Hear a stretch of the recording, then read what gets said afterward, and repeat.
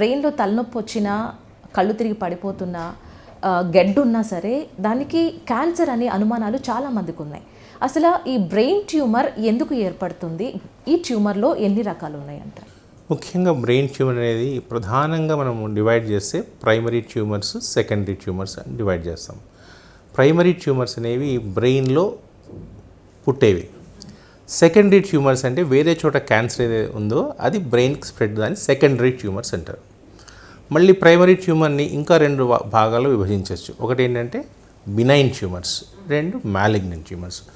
ప్రధానంగా వీటి లక్షణాలు ఎలా ఉన్నాయంటే, బినైన్ ట్యూమర్స్ అంటే బినైన్ అంటే స్లోగా పెరుగుతాయి, అవి అంత హార్మ్ఫుల్ ట్యూమర్స్ కాదు.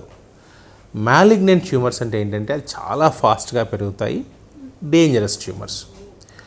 సో ముఖ్యంగా ఇది చూస్తే మనకు మెదడులో ప్రధానంగా మనకు frontal lobes, temporal lobes, occipital lobes అని డిఫరెంట్ లోబ్స్గా చిన్న మెదడు, పెద్ద మెదడు, బ్రెయిన్ స్టెమ్ అటువంటి ఏరియాస్ ఉంటాయి.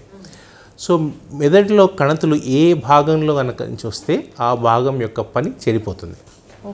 ఉదాహరణకు మన ఆక్సిపిటల్ లోబ్ అంటే తల వెనుక భాగంలో ఉన్న బ్రెయిన్లో కనుక ఆ యొక్క ట్యూమర్ వస్తే అది కంటి చూపు నియంత్రించే భాగం, సో కంటి చూపు దెబ్బతింటుంది.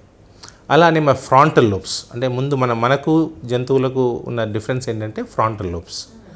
Frontal lobes are the seat of intelligence, planning, love, affection, memory, social behaviour.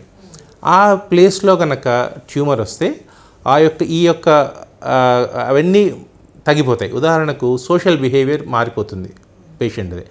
అంటే ఇంకోళ్ళతో మన మామూలుగా సోషల్గా ఎలా బిహేవ్ చేయాలో అలా బిహేవియరల్ ప్రాబ్లమ్స్ వస్తాయి, ప్లానింగ్ తగ్గిపోతుంది.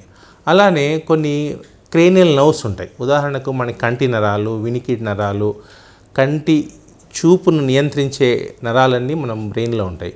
ఎప్పుడైనా కనుక ట్యూమర్ కనుక ఆ యొక్క నరాలకు వస్తే కంటి చూపు దెబ్బతినడము, వినికిడి తగ్గిపోవడము, అలానే మింగడం కష్టం రావడం, అవన్నీ లక్షణాలు depending on the place where ఆ ట్యూమర్ అయితే వస్తుందో ఆ యొక్క పనితనం తగ్గిపోతుంది.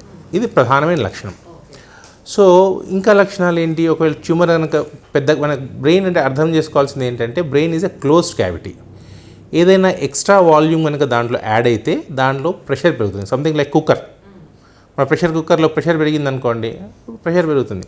సో అదేవిధంగా ఎప్పుడైతే ట్యూమర్ కనుక సఫిషియెంట్ సైజ్ పెరిగినప్పుడు లక్షణాలు బయటపడతాయి.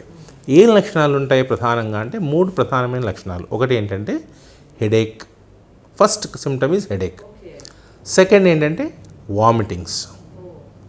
మూడోది బ్లర్రింగ్ ఆఫ్ ద విజన్ అంటే కంటి చూపు మందగించడం, కళ్ళు బయర్లు గమ్మడం.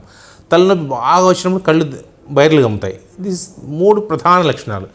ఈ 3 ఉన్నాయంటే మాత్రం డెఫినెట్గా ఆ యొక్క మనిషికి బ్రెయిన్ ట్యూమర్ ఉండే అవకాశాలు చాలా ఎక్కువ.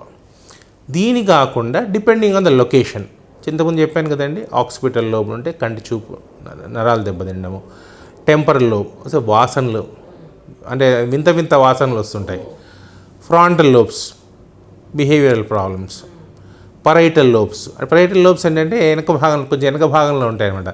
అది మన సెన్సేషన్ నియంత్రిస్తాయి. కుడివైపు సెన్సేషన్, లెఫ్ట్ సైడ్ పరైటల్ లోబ్. ఎడమ పరైటల్ లోబ్లో కనుక ట్యూమర్ ఉంటే రైట్ సైడ్ సెన్సేషన్ తగ్గుతుంది. అంటే like this from here to hear ఇట్లా కల్లో అంటారా ఇంకా ఇతర శరీర భాగాల్లో. ఇప్పుడు మనం ఇలా చేయి కాళ్ళు కదిలిస్తున్నామంటే అర్థం ఏంటంటే ఆ మెదడు భాగాల నుంచి ఆ యొక్క ఆజ్ఞలు వచ్చి ఆ కండరాలకు వస్తున్నాయి.